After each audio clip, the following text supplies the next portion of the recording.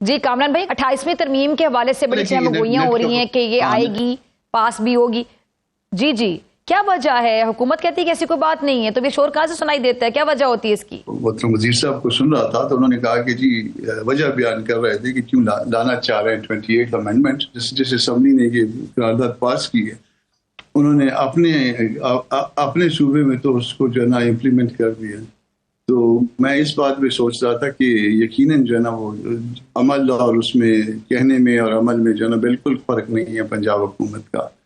تو اس طرح سے جو ہے اگر جو کچھ کہا جا رہا ہے اور جو کچھ کیا جا رہا ہے اس میں کوئی عجیب سی بات نہیں بن جاتی ہے. ان کو خیم صاحب کو جو ہے میرا خیال ہے اس میں تھوڑا سا تو مائنڈ اپلائی کر لیتے یہ بات کرنے سے پہلے. محترم میں میرے بہت اچھے دوست ہیں.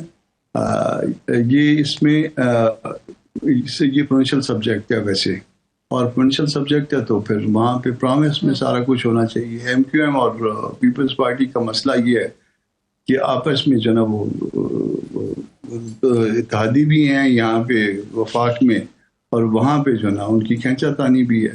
تو وہ جو کام ڈائریکٹ ان سے نہیں ہو رہا جو کہ دستور کی مطابقت میں ہونا ہے وہ یہاں پہ کرنے کی کوشش ہو رہی ہے کہ یہاں سے کروایا جائے. تو اگر نیت نہ ہو ہماری تو کیا وہ الیکشن ہو جائیں گے؟ یہ آپ کے سامنے پرانے الیکشن کی جو کیئر ٹیکر کی مدت تھی ہم نے کتنی ایکسٹینڈ کر دی، اور اس میں جو عمران خان صاحب نے جو نا صوبائی اسمبلیاں توڑوا لی اور اس کا نتیجہ نکلا یہ تو سارا کام 120 دن میں شاید ہونا تھا. تو وہ 120 دن پھر 120 دن پتہ نہیں کیا اس میں رتیں وغیرہ سب کچھ ہوتی نہیں، کچھ بھی نہیں ہوا. تو قانون سازی کرنے کے لیے قانون کا احترام ہوتا ہے، اور وہ احترام جو ہے وہ دل کے اندر ہوتا ہے. جب آپ کے دل کے اندر وہ احترام ہوگا جس دن، تو اس دن یہ ملک ٹھیک سمت میں پڑ جائے گا، صحیح تو درست انداز میں چلنے لگ جائے گا. ہمارا مسئلہ یہ ہے کہ ہم قانون کی ناک جو ہے اس کا رخ موڑ دیتے ہیں جس طرف ہمارا مطلب ہوتا ہے. اب ہم نے پہلے عام سب آرڈینیٹ لیجسلیشن کو بدلی کیا کرتے تھے، اب ہم نے دستور کو بھی بدلی کرنا شروع کر دیا. ہم نے عدالت کے اوپر عدالت بٹھانی شروع کر دی. یہ ہماری بدقسمتی ہے انفیکٹ. اچھا کامران بھائی، جمعیت علماء اسلام کا یہ جو مرکزی مجلس شورا کا اجلاس ہو رہا ہے غالباً 23 اور 24 نومبر کو اسلام آباد میں طلب کیا گیا ہے، تو کیا اہم معاملات زیر غور آ رہے ہیں اس میں؟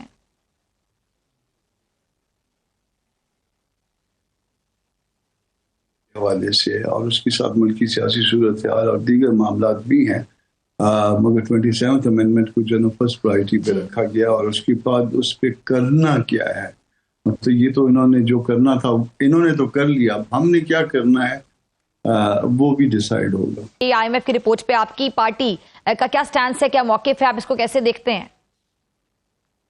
مومنٹ کی رپورٹ پبلک ہوئی تھی تو اسی دن جو ہے اس کو کال اٹینشن جمع کرا دیا گیا تھا جے یو آئی کی طرف سے، اور یہ اب معاملہ پینڈنگ ہے سینٹ میں.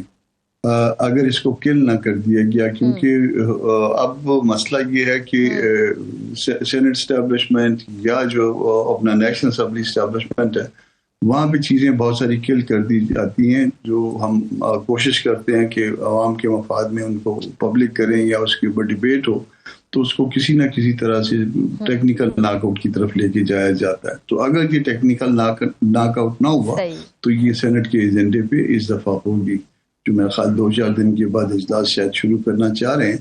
تو یہ آ جائے گا اور اس کے اوپر ڈیبیٹ کریں گے. اس کا طریقہ کار یہ ہے، دیکھیے یہ رپورٹ درست ہو سکتی ہے، یہ رپورٹ درست نہیں ہو سکتی ہے، ٹھیک ہے. اگر یہ درست نہیں ہے، اب تو ایک رپورٹ تو آ گئی، اگر آپ اس کو کنٹراڈکٹ نہیں کرتے اور اس کی صفائی نہیں دیتے، یعنی گورنمنٹ اس کی صفائی نہیں دیتی، تو اس کا مطلب ہے یہ رپورٹ درست ہے. اور اگر یہ رپورٹ درست ہے تو پھر الارمنگ ہے. 18 ارب ڈالرز یعنی اگر ہم کو یہ 2 سال میں جو ہے نا اگر ہم یہ صرف لیکیج روک لیتے تو یہ معاملہ جو ہے نا ہمارے ملک کے کافی بہتر ہو جاتے. 2 معاملے ہم ٹھیک کر سکتے ہیں 2 طرح سے پاکستان کے، ایک لیکیج روک لیں، اور ایک جو ہم اپنے وسائل جو ہے نا وہ غلط جگہوں پہ خرچ کر رہے ہیں. جیسے ان کی کیبنٹ ہے وہ 100 کے لگ بھگ جا کے اس کو ٹچ کر رہے ہیں اس وقت. پھر ایڈوائزر بھی اس دفعہ 27ویں امینڈمنٹ میں انہوں نے مزید جو ہے نا بڑھانے کا وہ بات کر لی. اسی طرح سے صوبوں میں کر لیں تو معاملات آپ کے ٹھیک ہو سکتے ہیں. اور وہ جو बेनिफिट है जो ऊपर रह जाता है वो आवाम तक भी जा सकता है। आप इस पूरे मामले में न्यूट्रल हैं क्योंकि ना पीटीआई को रिप्रेजेंट कर रहे हैं और ना ही आप नून लीग को रिप्रेजेंट करें, हुकूमत को रिप्रेजेंट करें, सीनियर सियासतदान हैं, कानून को भी समझते हैं। तो कामरान भाई, आपको क्या लगता है कैदी से मुलाकात राइट होता है उनके घर वालों का? अब जिस तरह वजीर आला साहब हैं, अगर वो रहनुमाई लेना चाहें, वो बानी चेयरमैन पीटीआई से मुलाकात करना चाहें, तो जो मुलाकात नहीं होने दी जा रही, इस पे पीटीआई का गिला शिकवा एहतजाज किस हद तक बजा है? और इसमें फिर हुकूमत का क्या किरदार हो सकता है आपके मुताबिक? नहीं, इस पे गिला शिकवा बनता है और उसमें अगर फर्ज कर लीजिए कि वज़ीर आला साहब जो है उनकी फैमिली के मेंबर भी नहीं है मगर पार्टी के मेंबर तो है ना, तो अगर वो मिलना चाहते हैं और वो 7वीं दफा कह रहे हैं कि वो 7 दफा आ चुके हैं, अब 7 दफा में जो है ना वो मिलने नहीं दिया, तो एक चीज स्टैब्लिश की जा रही है, ये एक चीज स्टैब्लिश हो गई कि इस मुल्क में एक सूबे के वजीर आला की भी इतनी हैसियत नहीं है कि वो अगर चले छोड़ दें उसका पार्टी लीडर है या नहीं, एक मिनट के लिए इसको कि किसी से अगर किसी कैदी से मुलाकात करना चाहे तो वो मुलाकात नहीं कर सकता। तो इससे जो है ना आपको सीएम की जो है ना पावर का या सीएम के एहतराम का पावर तो कोई और चीज है, यहाँ पे एहतराम एक शर्फ इंसानी भी है ना, तो वो शर्फ इंसानी का पता चल जाता है कि एक शख्स जो है ना वो किसी से मिलने के लिए आता है और 7 अटेम्प्ट्स करता है। मेरा ख्याल है कि उसको भी 17 हमले करने पड़ेंगे, उसके बाद कहीं जाके मामला जो है सेटल होगा।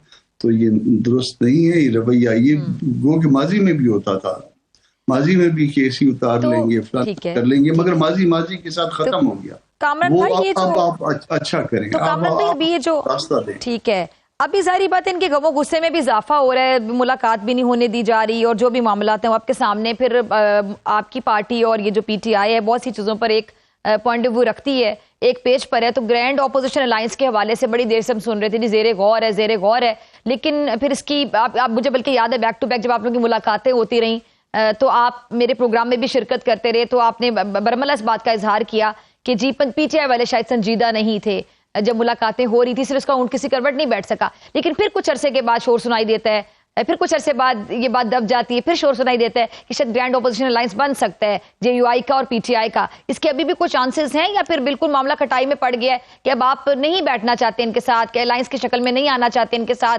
एहतजाज नहीं करना चाहते उनकी गैर संजीदगी की वजह से? उसमें ऐसा है कि कल चूंकि हमारा इजलास है तो मुमकिन है कि ये अगर कोई ऐसी बात मौलाना से राब्ते हुए हैं तो मुझे उसका पता नहीं, क्योंकि वो बांग्लादेश में थे, मैं कोयटा में था, तो मुझे नहीं पता कि दरमियान में अगर कोई डेवलपमेंट हुई है, क्योंकि मैंने एक आध जो है ना वो सोशल मीडिया पे देखा कि जी 60% मामला जो है ना वो तय पा गए। अब वो पता नहीं कि वो जो सोशल मीडिया पे ये पोस्ट थी वो ठीक लगी हुई थी या गलत थी, मगर स्टिल मेरा जो ना अपना ग्रीवेंस कुछ थोड़ा सा वो इस तरह से बनता है कि 26th अमेंडमेंट में बिल्कुल हर जगह पे हमने इनको साथ ऑन बोर्ड रखा था, और फिर जो है ना उसके बाद जब उसके हटने की बारी आई तो वो फिर पीछे हट गए, और ये भी नहीं उसमें जो चीज़ें ऑन करते थे वो भी नहीं ऑन करते रहे। तो कम से कम जो है ना वो एक सियासी शराफत का तकाजा ये होता है कि जो चीज़ तय हो जाए वो तय हो गई।